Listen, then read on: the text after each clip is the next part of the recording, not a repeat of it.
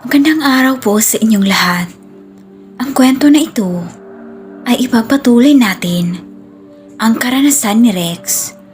Habang kumakain kami noon sa mesa, ay may biglang dumaan sa aming likuran na sobrang bilis. Nakita niyo ba yung pare? Sino kaya yun? Ang bilis naman nun at bigla lang nawala. Saan kaya yun nagpunta? Uwi ka ko pa noon sa aking mga kaibigan. Ako nga nagulat nga ako doon. Mas mabuti pa tanungin na lang natin si Manong Adolfo. Sagot pa ni Colin. Kung kaya't noong natapos na kaming kumain, ay agad naming niligpit ang aming pinagkainan. At habang nagliligpit pa kami, ay agad namang lumapit si Aling Marisa sa amin. At sabay sabi ng, "O mga iho, tapos na pala kayong kumain. Ako nang bahala dyan. Magpahinga muna kayo." Wika pa ni Aling Marisa. Naku, ayos lang po. Kami na nga itong nakikain eh. Sobra-sobra na po yung ginawa niyo para sa amin.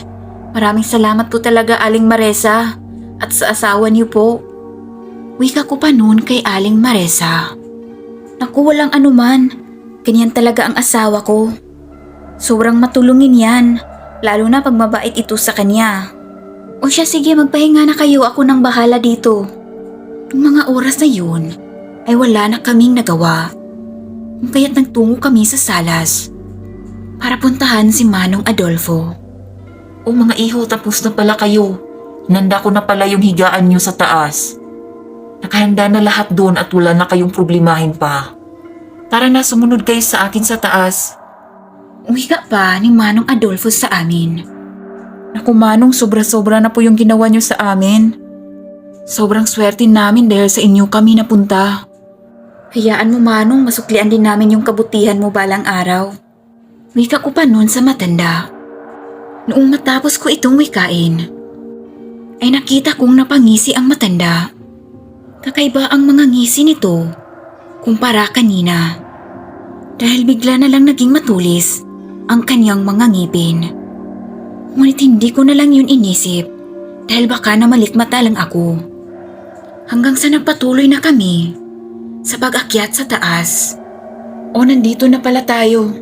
Ito yung magiging kwarto niyo. Huwag kayong mahiya. Magpahinga kayo hanggang gusto niyo. Wika pa ni Manong Adolfo at sabay ngisi. Wow! Ang laki naman ng kwarto natin. Parang nasa hotel lang tayo ah. Wika pa ni Colin na sobrang namamangha. At noong nasa loob na kami ng kwarto, ay sobra kaming nagsasaya noon. Nakalimutan na nga namin tungkol sa aming nakita kanina. Dahil sa sobrang pagkaaliw namin sa loob nung mga oras na yun. Hanggang makalipas ang isang oras ay nakaramdam na kami ng antok. Kung kaya't hindi namin namalayan na nakatulog na pala kami ng matagal. At nagising na lang kami sa narinig naming ingay. Siguro mga anak nila yun. Sabi ko pa sa aking mga kaibigan. Subalit nung bumangon na sana kami, ay nagulat na lang kami sa aming nakita na nakagapos na kaming lahat. Anong nangyari? Bakit nakatali tayong lahat? Anong ibig sabihin nito? Wika ko pa sa aking mga kaibigan. Hindi ko rin alam bakit nila ginawa sa atin ito. Sobrang bait pa naman yung pinakita nila sa atin. Tapos yun pala, meron lang silang binabalak. Anong gagawin natin ngayon? Hindi tayo makagalaw. At parehas pa tayong nakatali. Wika pa ni Colin. At sabay kaming natigilan nung meron kaming narinig na nag-uusap. Malapit sa kwarto kung saan kami naroroon. Nakiramdam kami noon sa paligid at hindi kami gumawa ng ingay. Hanggang sa may biglang bumukas sa pinto ng kwarto. Kung kaya't agad kami nagkunwaring tulog hanggang sa narinig namin ang kanilang pinag-uusapan. Hindi ako nagkakamali noon. Tinig iyon ni Manong Adolfo.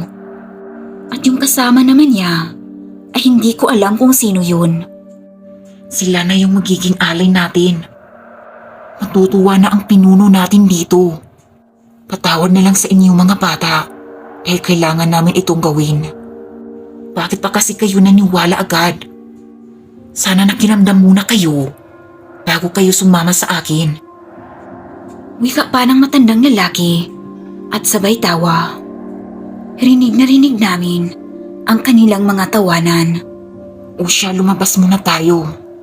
Dahil kailangan pa nating pagsabihan ng ating mga kasamahan sa kanilang dapat gawin. Sige na, halika na. Balikan lang natin ito kapag handa na tayong lahat. Dahil baka magising pa ang mga ito at makatakas pa. Wika pa ng isang lalaki. At noong nakalabas na sila, ay hindi namin alam kung ano ang aming gagawin. Kaya pala may kakaiba sa pagngisi ng matanda kanina. Dahil meron na pala itong masamang binabalak. Kung alam lang natin, sana hindi na lang tayo sumama sa matanda. Pero huli na, nandito na tayo ngayon. Kailangan hindi tayong paghinaan ng loob. Wika pa ni Colin. Oo, tama ka. Kailangan na nating gumawa ng paraan bago pa sila bumalik rito. Nagpalinga-linga kami noon sa paligid. Sa kabutihang palad ay naalala ko na meron pala akong gunting sa aking bulsa. Nilagay ko ito kanina noong nag-aayos kami ng aming tent. Kung kaya't pilit ko itong inaabot sa aking mga kamay. At noong nahawakan ko na ang gunting, ay agad kong pinutol ang aking mga tali. Sige na, bilisan mo. Baka maabutan pa nila tayo. Natarantang sabi ni Colin. Oo, heto na. Tapos na ako. Kayo na naman. Dali-dali kong ginupit ang kanilang mga tali noon. At noong naputol ko na ang lahat ng kanilang mga tali, at dahan-dahan kaming lumapit sa pinto. Nakiramdam muna kami noon sa paligid. At noong wala kaming narinig na ingay, ay dahan-dahan namin itong binuksan. At sabay sabi ng, Ihanda nyo na ang mga sarili nyo. Dahil aalis na tayo rito. Wika ko pa noon sa aking mga kaibigan at agad naman itong tumango.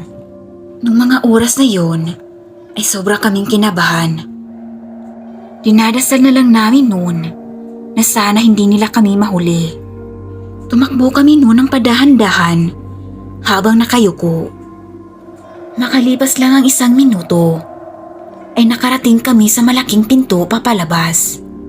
Kung kaya't dahan-dahan namin itong binuksan para hindi kami marinig ng mga nilalang. At yun ang nga, Miss Selena. Pagbukas namin sa pinto, ay nakita kami ng isa sa kanila. Kung kaya't agad itong sumigaw. Ang mga bihag nakatakas. Wika pa ng isang lalaki. Sige na, tumakbo na tayo, bilis. Wika ko pa noon sa aking mga kaibigan. Tumakbo kami noon ng tumakbo hanggang sa nakarating kami sa aming sasakyan. Kulin yung susi. Bilisan mo, paparating na sila. Malapit na sila, bilis, bilis. Sigaw ko pa noon kay Colin. Oo, heto na, nabuksan ko na. Halina, pasok na kayo. Mabilis kaming pumasok sa pinto. At noong nasa loob na kami, ay sakto naman ang pagdating ng mga nilalang. Siguraduhin yung nakasarado ang mga pinto. Colin, paandarin mo na. Bakit ang tagal? Nandyan na sila. Ayaw mag-start. Hindi ko alam kung anong nangyari dito. Habang nasa loob kami, ay halos na lang sirain ang aming sasakyan nung mga nilalang na iyon. Gamit ang kanilang mahahabang kuko, ay pinagkakalmot nila ang aming sasakyan. At konti na lang, ay malapit na nila itong mabuksan. Naririnig namin ang kanilang pag-angil, kung kaya't mas lalo kaming natatakot. At buti na lang nung mga oras na yun, ay nagawa na ni Colin na paandarin ang sasakyan. Kung kaya't agad namang pinaharurot ni Colin ang sasakyan para makaalis na kami doon. Maya-maya pa, ay nakita namin na hinahabol pa rin kami ng mga nilalang na iyon. At makalipas mahigit 1 oras, ay nakarating na kami sa mataong lugar. Marami na rin kaming nakikitang kabahayan. Ngunit hindi pa rin kami naging kampante nung mga oras na yun. At hindi naglaon, ay nakarating na rin kami sa aming bahay. Nakauwi naman kami ng ligtas ng gabing iyon.